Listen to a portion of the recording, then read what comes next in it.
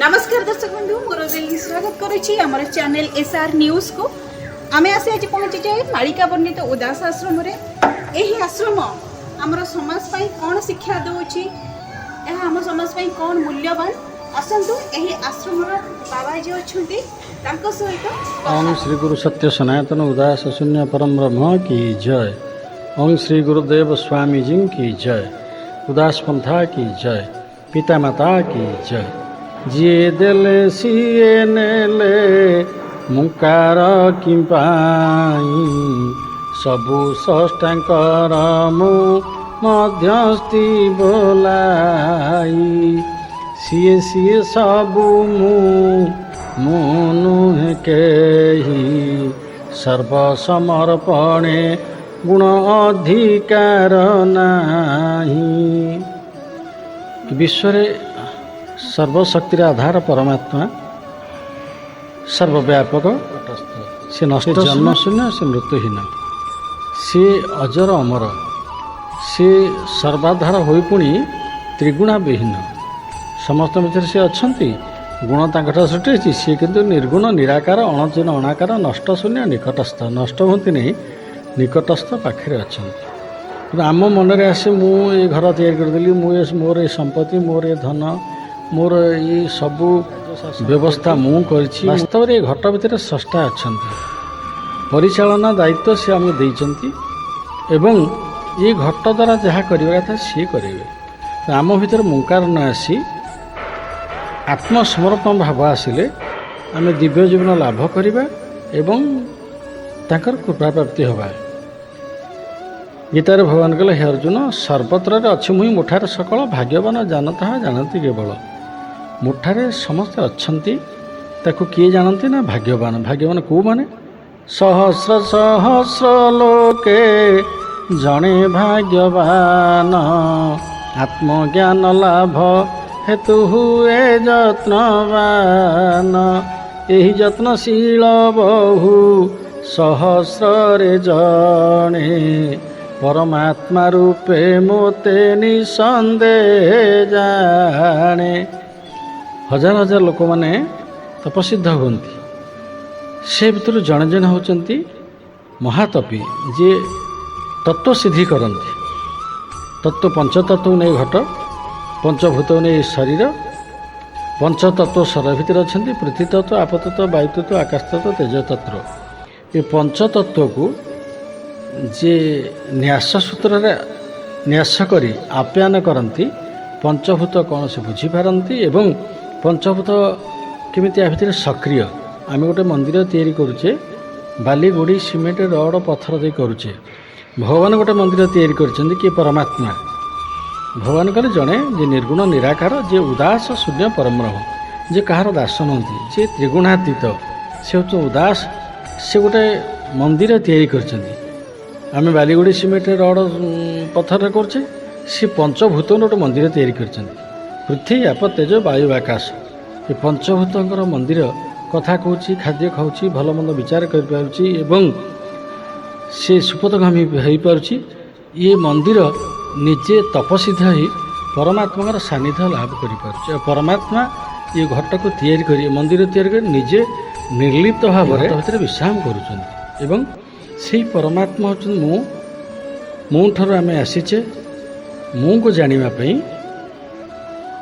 तपस्या करवा पंचतत्व को न्यास कर आप्यायन करवा कलापर विकार विहीन सर्वव्यापी भगवान आम भीतर विकार रही भगवान सत्ता सर्वभूते निहित आम बुझीपर एवं सेठी प्राप्ति हवा सत् किए ना परमात्मा सी धर्म सृष्टि कर धर्म ना सत्य सनातन धर्म सत् को प्राप्ति होगापी सनातन धर्मर मूल तत्व जानिले सतर उपसंधान प्राप्ति हवा सत् को आम बुझा सत् आम समस्त धारण करछन्ती सनमस्या आरंभ पूर्व तांको धर्म है कौन ना सत्य सनातन एवं ता हिंदू धर्म परिणत हो कलयुग एवं हिंदू धर्म हिंदू संगठन आत्मीयता अच्छी जहाँ कौटी आम पाइबा नहीं हिंदू संगठन भितर दिव्यता अच्छी हिंदू संगठन भितर त्याग मनोभाव अच्छी से त्याग हेब तुम चिरशांति भोग से त्याग द्वारा आम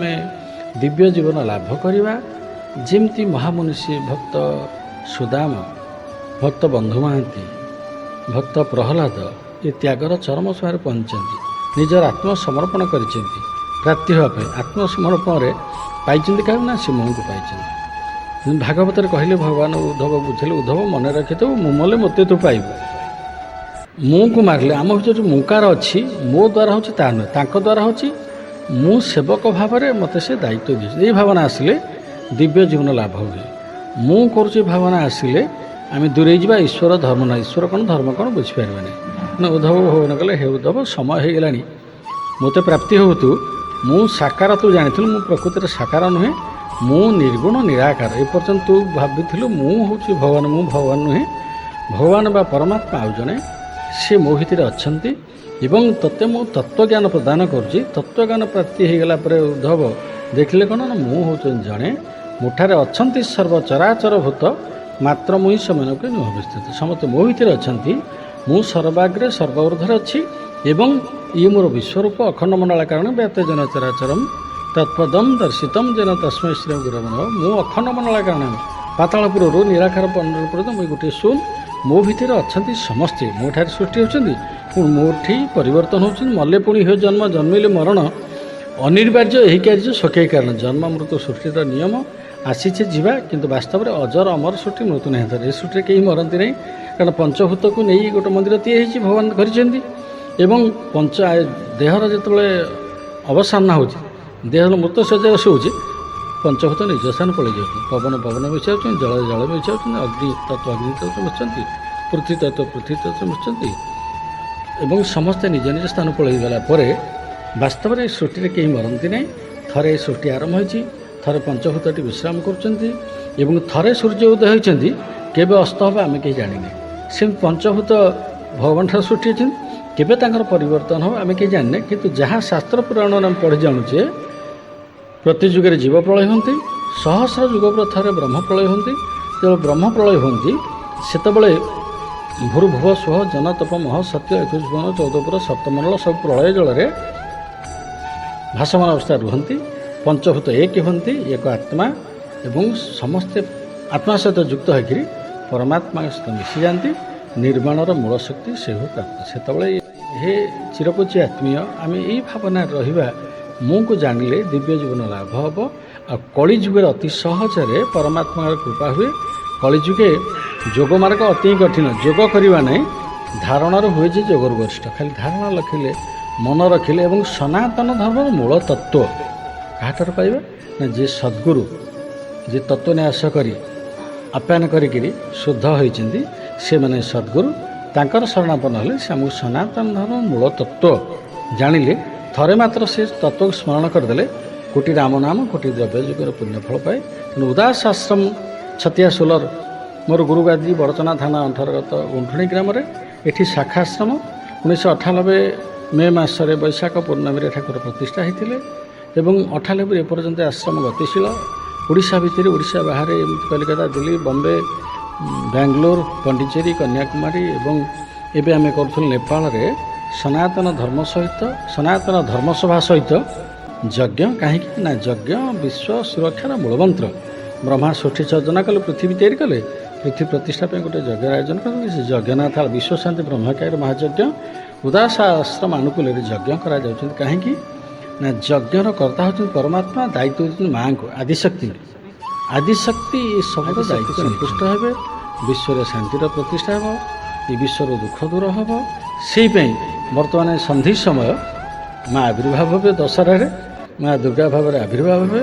ଦୁର୍ଗା ମାତା ବାସ୍ତବରେ ସେ ହେଉଛନ୍ତି ଯୋଗମାୟା, ସେ ଦେବତାମାନ ପ୍ରାର୍ଥନାର ଆବିର୍ଭାବ ହୋଇଛନ୍ତି। ଯୁଗେ ଯୁଗେ ଭକ୍ତମାନଙ୍କର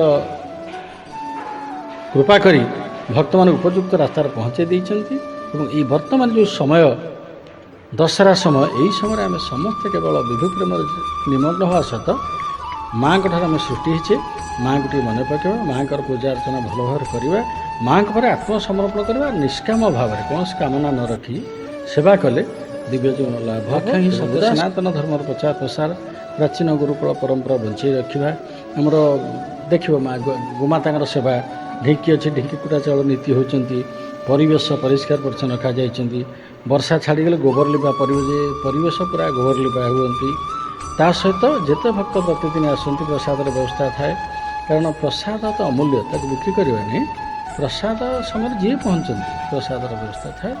ଏବଂ ସମାଜର ବର୍ତ୍ତମାନ ଘୋର ଅଭାବ ଆତ୍ମୀୟତା ରକ୍ଷା କରିବା, ବିଦ୍ୱେଷ ଭାବନା ଆଣିବା ନାହିଁ, କାହା ପ୍ରତି ଈର୍ଷା ହିଂସା କରିବା ନାହିଁ, ସମସ୍ତେ ସେହି ଦିବ୍ୟ ଭାବନାରେ ନିମଗ୍ନ ହେବା, ହେଲେ ଶାନ୍ତିଧନ ଲଭେ ସେ କୁନ୍ତୀର କୁମାର। ପ୍ରକୃତ ଆମେ ଶାନ୍ତି ପାଇବା ଏବଂ ଶାନ୍ତି ବାଣ୍ଟିବା। ଓಂ ଶ୍ରୀ ଗୁରୁ ସତ୍ୟ ସନାତନ ଉଦାସ ଶୂନ୍ୟ ପରମ ବ୍ରହ୍ମ କି ଜୟ, ପିତାମାତା କି ଜୟ, ଆନନ୍ଦ କୁମାର ହରି।